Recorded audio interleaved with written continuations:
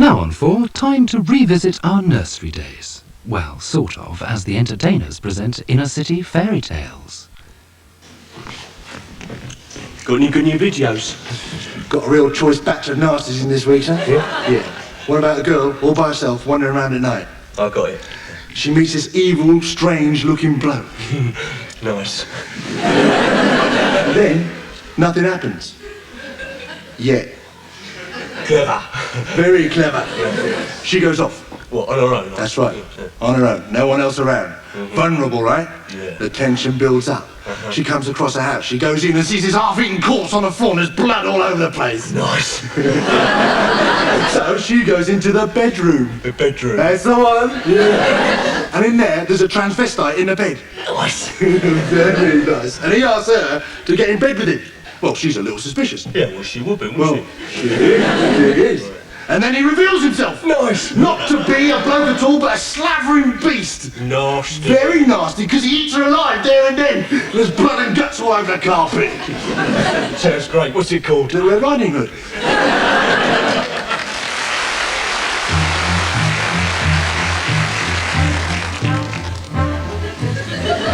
Once upon a time, long, long ago, before the Tories came to power, there lived in a little flat on the brow of a flyover a little old woman and her daughter who was very beautiful, who was sort of conventionally pretty and a bit tarty like the ones in Cosmopolitan. The old woman's husband was a woodcutter, yes, but as there wasn't much use for him in Camden Town, he'd gone off to seek his fortune down in the West Country and ended up living with an art student in Totnes. Together they started up a little cottage business, screen printing pictures of Hollywood film stars onto duvet covers. Anyway, the little old woman wasn't doing so well. Not only couldn't she make ends meet, she didn't have any ends to start with. She had to take in a lodger, a Mr. Vinegar, who looked like a bad-tempered, narrow-minded, crotchety old git. But underneath, he was. One day, the old woman's daughter came in late, as usual. Where have you been? Your mother's been worried sick about you. Oh, shut your face. Who's that? It's Goldilocks, Mrs. Old Woman. She's back. You're in trouble. You are big, big, big trouble. You dickhead. And where have you been, young lady? I went out for a walk. A walk? I see. 7 o'clock in the morning? Fine. Right, you know, look at the time. Look, she's right. I fell asleep. Where? In Baby Bear's bed. Oh my God, don't tell me she's been sleeping with bears again. You dirty little girl.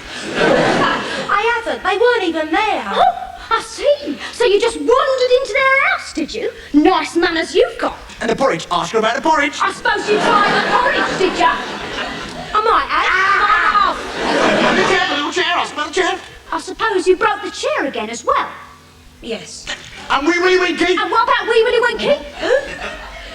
I'm sorry, I must have been thinking of something completely different.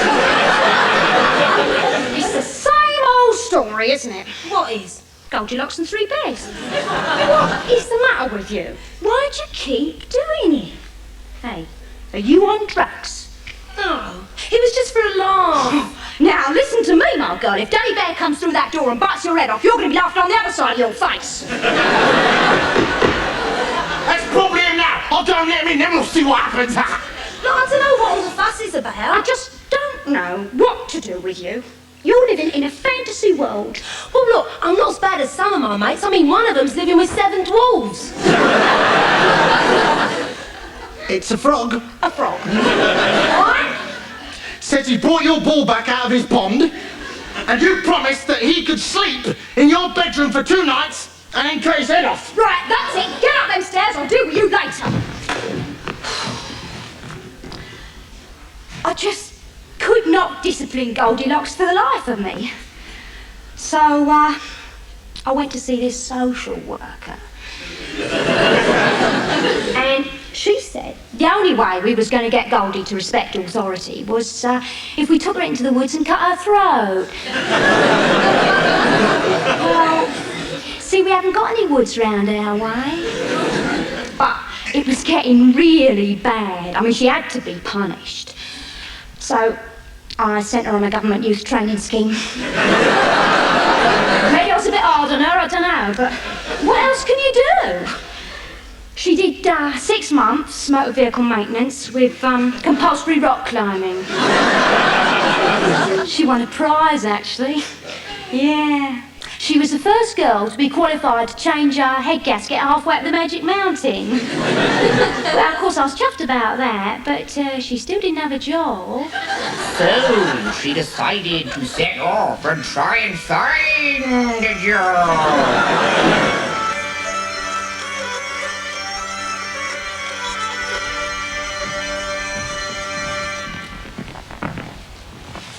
How is she, nurse? Still in a coma, Doctor. How long has she been like this? About 100 years now. I need that bed. I'm afraid we're going to have to turn the life support system off. Dr. Foster did that. When? 1923. It hasn't made any difference. I presume you've had a prince in to kiss her? We've had several princes in kissing her. In fact, the last one slept with her for 3 years. Any improvement? He died. Exhaustion. I don't know. I really don't know. Who's this, nurse? This is Chicken Licken. Looks in a bad way. Yes, the sky fell on his head.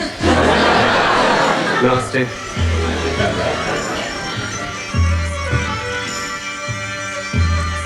And I should like to take this opportunity to stress that this government is absolutely committed to the principle that all goblins, gnomes and pixies should be allowed to buy their own toadstools. While on the subject, There was a hushed and expectant atmosphere when the big bad wolf appeared before the House of Commons this afternoon. The 3 little pigs were seated on the front bench, anxiously awaiting what he had to say. Eventually, the wolf got up to speak, and it was a most impressive debut for an animal so unaccustomed to public oratory. His speech, however, contained nothing new. He was repeating the demand he had made the day before and the day before that, which was, and I quote, little pig, let me come in." The response from the opposition bench was immediate. "No, no, by the hair on my chinny chin chin," said the Shadow Home Secretary.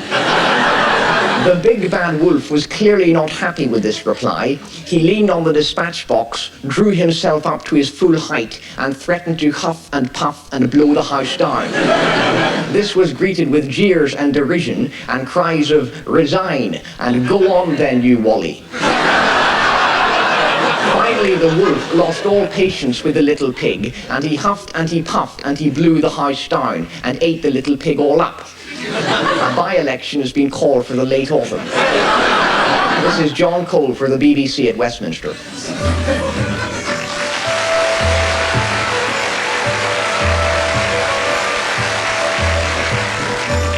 So, you're St. George then, are you?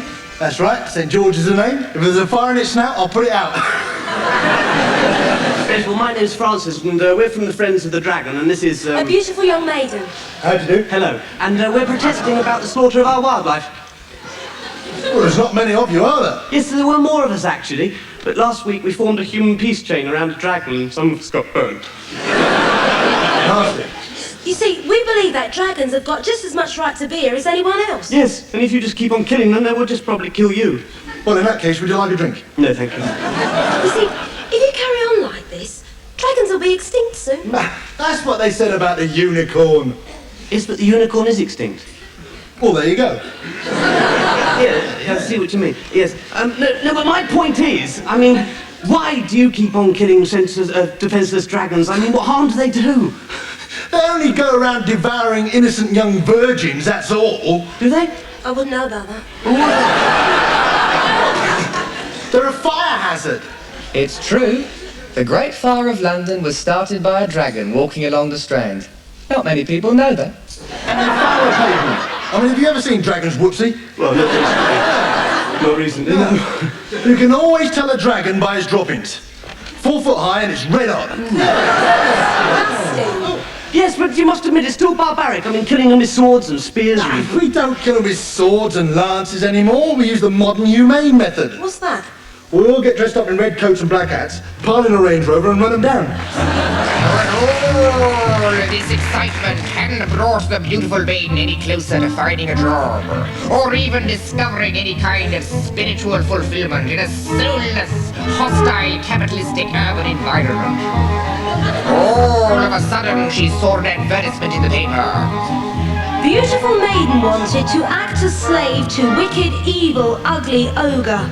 Must know how to cook children and be able to endure physical and mental abuse. Interest in ceramic pottery and advantage. Genuine replies only, no nutters. It was better than nothing, so she quickly wrote out an application and ran off to post it.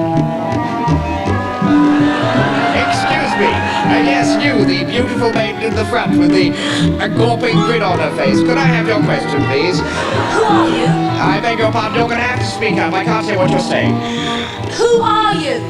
Did the farmer's wife cut your tongue off or something? I can't hear what you're saying. I was asking who you were. Who I was? Well, I've always been now. I've always been who I am now, as far as I can remember. Although in the dim, distant past, I may well have been someone else, but I think that's most unlikely. However, thank you for your question. And can we have the next question, please, which is from Alice in Wonderland, who is unemployed. Life is full of questions, we ask them every day. It's a problem in a puzzle, in a mystery, in a mom, and it's wrapped up in a quiz and thrown away. I think Winston Churchill said that to me once, but it didn't make much sense to me then either. But do continue. Who puts the fluff in your navel? Who puts a twinkle in the star? Who's the old man on the stairs who wouldn't say his prayers? And who keeps putting will clamps on your car? One question at a time, please. I want to give everyone a feedback. Why can't you run a pigeon over? Is it only food that comes? And did Giddy Giddy Gap put the spider up the spout? And why do doggies sniff each other's bums? Has anyone got any comment to make on all that?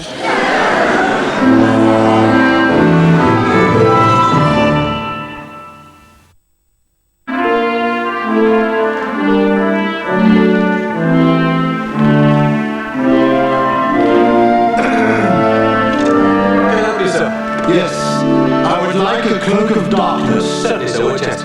This one. Do that again. I'll slash your face in, sir. 46. Certainly, sir. 46. I'm afraid we have no cloaks of darkness left in that size. What about a cloak of hazy sunlight, sir? Maybe a cloak of fog? No, forget it. Have you got a cloak of invisibility? Certainly, sir. Let's just have a look, shall we? Yes. There we are. Would you believe it? It's got a rip in it, sir. Never mind. How about a sports jacket of invisibility, sir? All right, yes, I'll try it on. Okay. There we are. Thank you. Guaranteed to make you 100% invisible, sir. Not like that nasty imported stuff the Emperor bought, eh? Walked around bolted naked for years. How's it feel? It's a little tight under the arms. Ah, well, don't worry, sir. I'll be able to let it out a bit. It'll never show. How does it look? Looks fine, sir. Great. Personally, I wouldn't be seen dead in it. No, but really, it suits you very much. All right, I'll take it. How much is it? It's £199, sir. Will you be paying by cheque or kidney bean, sir?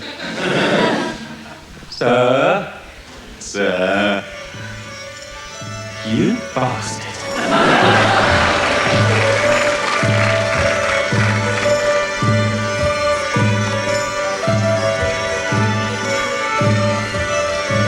Meanwhile, once upon a police car, there was a blue light. Sometimes the blue light flashed, and sometimes it just sat there looking as if it was suddenly going to flash. It was a magic light. When it flashed, everyone throughout the land panicked. The goblins pulled their hoods over their eyes and veered off the road into smart windows. Startled trolls pricked their ears frantically and blew out the candles in their sex shops. And even fully grown, fearless ogres shat themselves. Chief Inspector Blackford, Giant Investigation Branch. Sergeant Dixon, sir. You're in charge of this case, Dixon? Thank you so much. I won't let you down, sir. No, you've been in charge of it all the time. Of course I have, sir. No, Giant. What have you found out about him? He's a big bastard, sir. A lad to drawing around a body at the moment could be a long job. His head's in Bournemouth, his feet's in Yorkshire, and think yourself lucky you don't live in a cottage in Wales, sir.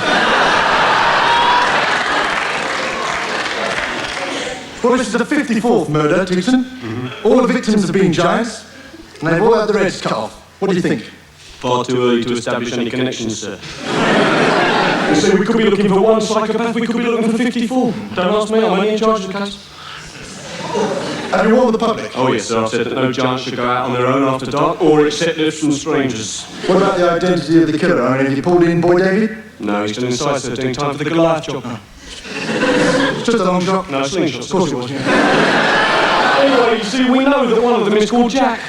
How'd you know that? Well, there was a note pinned to every body with Jack did this on it. Could it be suicide? Yeah, I thought about that, sir. Good lad.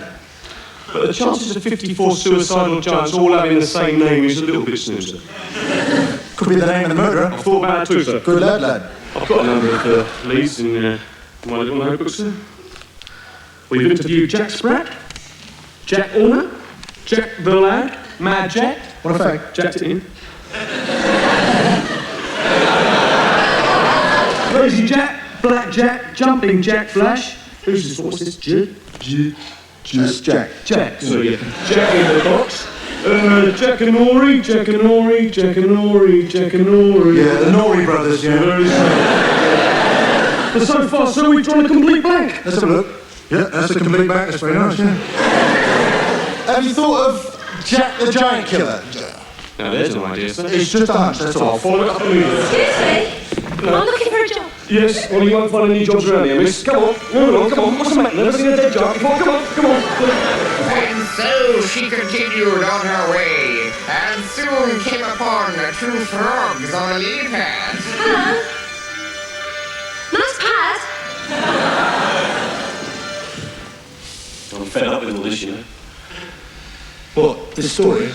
No, this pretense. What pretense? This facade of pretending to be a frog when all the time, deep inside, I know that I'm really a handsome prince. Could be just a phase we're going through, you know. All frogs have handsome prince tendencies. I mean, how do you know you really are a handsome prince? That I knew that I was a handsome prince as soon as I realised I just didn't find other frogs physically attractive. I don't like the things they like, I don't like their clubs, I don't like the accessories. In fact, being a frog is just totally unnatural to me. I'm just going to come out of the pond and go up and kiss a maiden. Well, what woman I just said? Shall I come on back? Come on. Give me. Give us a kiss.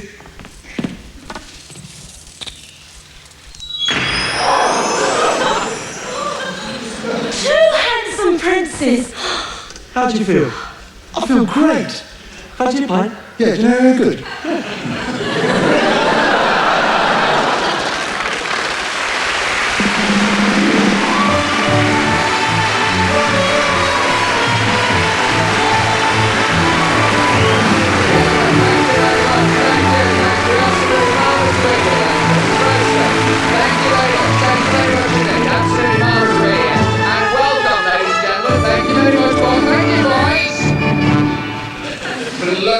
Thank you very much. Great stuff. And welcome to just another amazingly crappy family laugh game. Well, we're in for a show tonight, ladies and gentlemen. And before we introduce the contestants, ladies and gentlemen, let's just shut your face. Let's just have a look at the prizes. And the first prize, ladies and gentlemen, is a lifetime for two, living happily ever after in this fairy castle.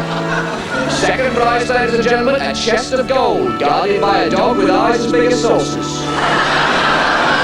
The third prize, ladies and gentlemen, a stuffed cock robin, a pair of 7-league boots and a beanstalk. It'll get bigger, as the dwarf said to the princess.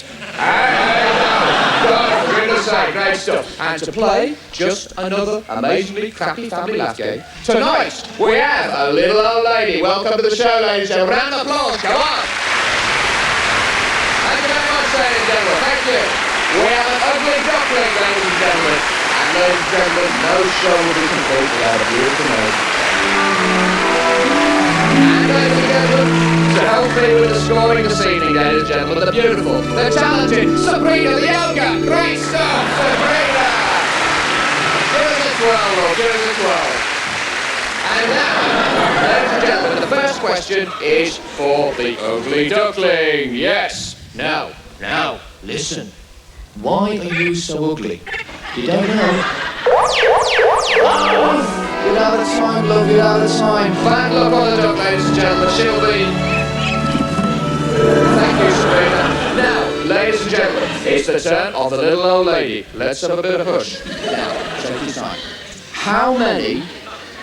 Do you understand? How many... Are you with me? How many shoes did Goody Two-Shoes have? That's a good shoe. I knew it. 6. No! She had 2! Oh, ladies and gentlemen, what tragedy! Oh, never mind, love, never mind. Come on, never mind. Get out of the game, love. Can you mind it? Come on. There's the camera, love. Your mum's at home, mum. Your mum's not at home. Now, love, take it easy. Where do you live? I'm in a council shoe. Any kids? Got so many I don't know what to do. Well, I'll tell you what to do. You're out of the game, so I'm afraid what you're going to have to do is put on a pair of red-hot shoes and dance until you fall down dead. All right? Great stuff. Marvellous stuff. Absolutely wonderful. Now, Sabrina's going to help you on with the shoes, love. There we go. You won't need that. Great stuff. Come on, love. In you go. Thank you, ladies and gentlemen. A round of applause, ladies and gentlemen, for the old lady. Great stuff. Thank you very much. Thank you very much. And now, ladies and gentlemen, it's time for the beautiful maiden. Come on, love. Come on. This is the bit I like. Round she comes, the beautiful maiden. Here we go, love. The camera's over there. Great stuff. Now, what you've got to do is you've got to crochet this bale of straw into a golden blanket. And you've got 30 seconds. Your time starts now. And remember, love, if you don't do it, we take away your firstborn child. No, I can't do it, I can't. Stop the clock. That's what we do on this show, ladies and gentlemen. We're the only show where they stop the clock. We're going to help you, ladies, now. We're going to bring on a special guest star.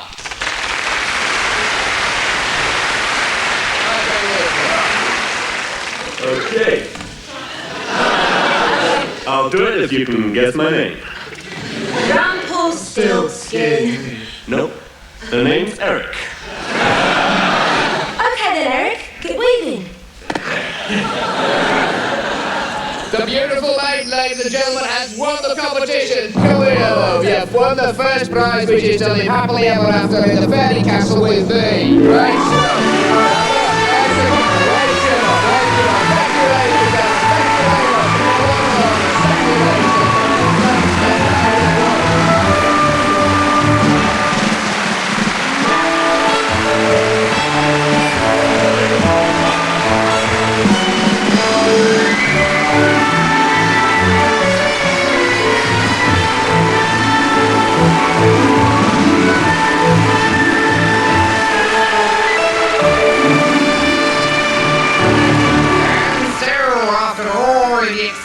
Had died down, the beautiful maiden moved to the fairy castle in Stoke Newington, where she worked hard putting up bamboo roll-up lines, ripping out central heating and installing reproduction sandstone fireplaces.